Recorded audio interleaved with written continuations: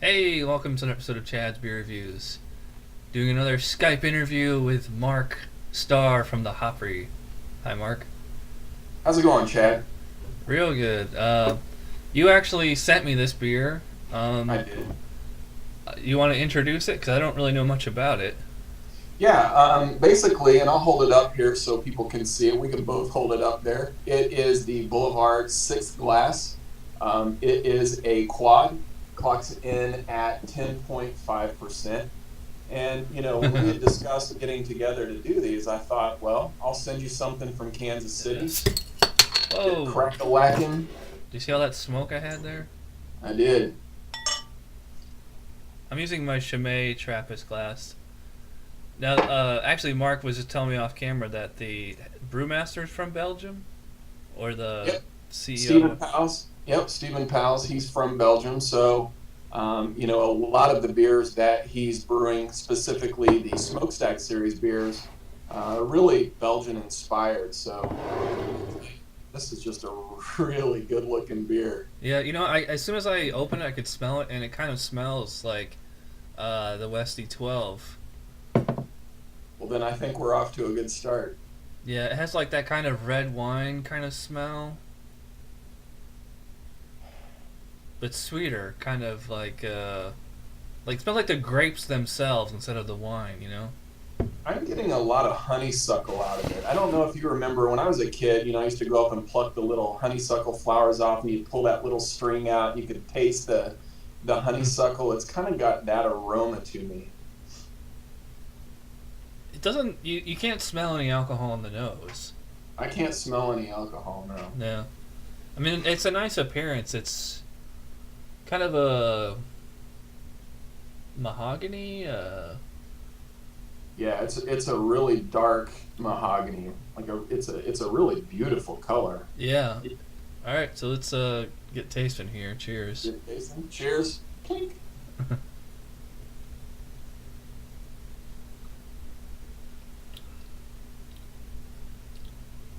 It's a lot more intense than the Westy 12. Yeah, I do definitely get a little bit of booziness. 10.5%. It's not really hot, but there's some warmth there. Yeah, I'd agree that warm from the back on the finish, and I'm getting kind of a honey. You said honeysuckle, but I'm getting kind of like a honey kind of taste, Yep. and maybe like a drop of like caramel or butterscotch. Yeah, I definitely get the butterscotch. And in fact, I think they say something on the bottle. I thought they did about butterscotch. I'm not seeing it, but yeah, I definitely get that butterscotch. And I like when you say butterscotch. If you think of like a Werther's candy, how it's kind of got a creamy texture.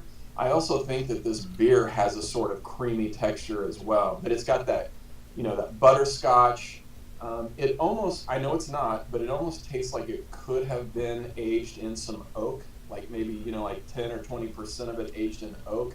Yeah, there's kind of like a vanilla, Yep. a bit of a vanilla uh, not like a vanilla candy, but like more like a raw organic vanilla kind of thing. I I do get get that. as it's like the actual mouthfeel is it's like an intense kind of hard feeling. It's not peppery like the way like a Trappist beer might be. It's just Yep. kind of like it like makes itself known. Almost like it's almost like a combination of a butteriness and a astringency.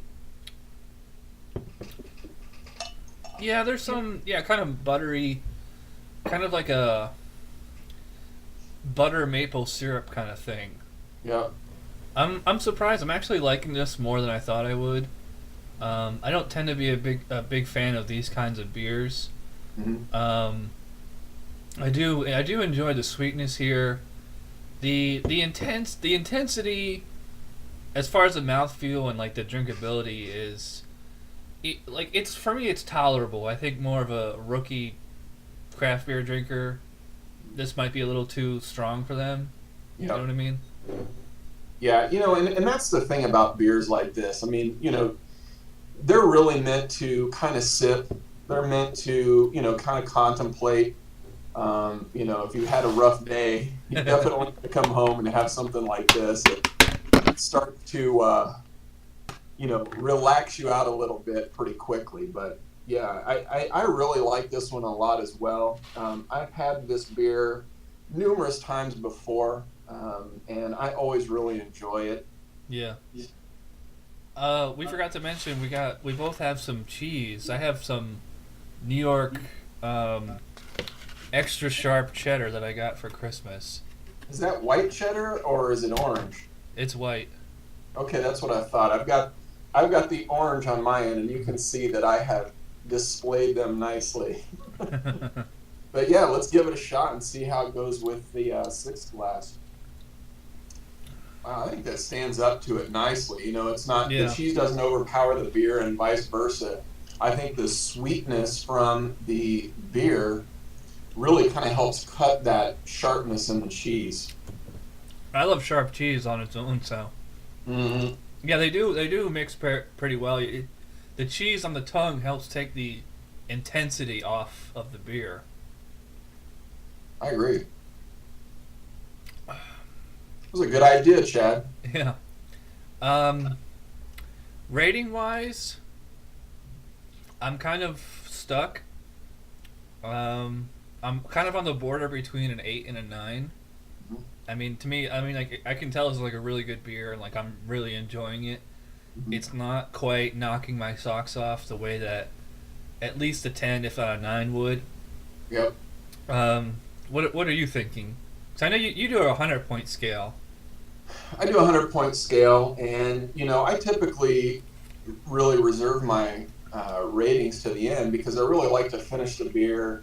I like to take all the things into consideration. Now, for me personally, if you look at my beer, let me pour a little bit more in here real quick just to kind of give you an idea. But I really love the color on this, and to me, and you can see on mine, it's really got this nice clarity. It's a Yeah, real mine's all warm hazy. color. Good head on it. I mean, to me, this is probably an 89 or 90 point beer for me. Once I get to that point of 89 or 90, it's like, do I want to commit to saying that this is an A beer, or do I want to say, this is the best B beer Right.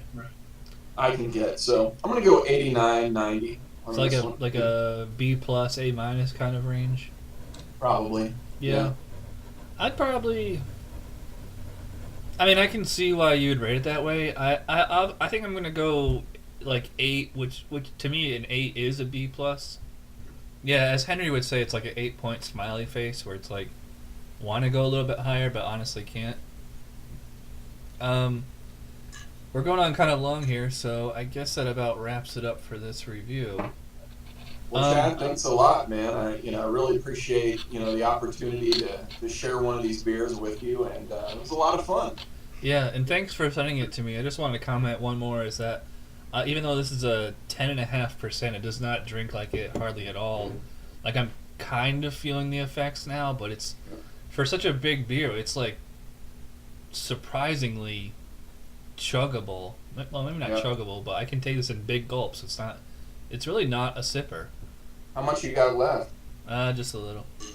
That's all of it right there? Yeah, I drink fast. Awesome. Cool. That's all I've got left right there. So, All right. Well, thanks to Mark for doing this Skype interview, and stick around for the interview. This is the review, and we'll see you in the next beer review. Cheers. cheers, guys.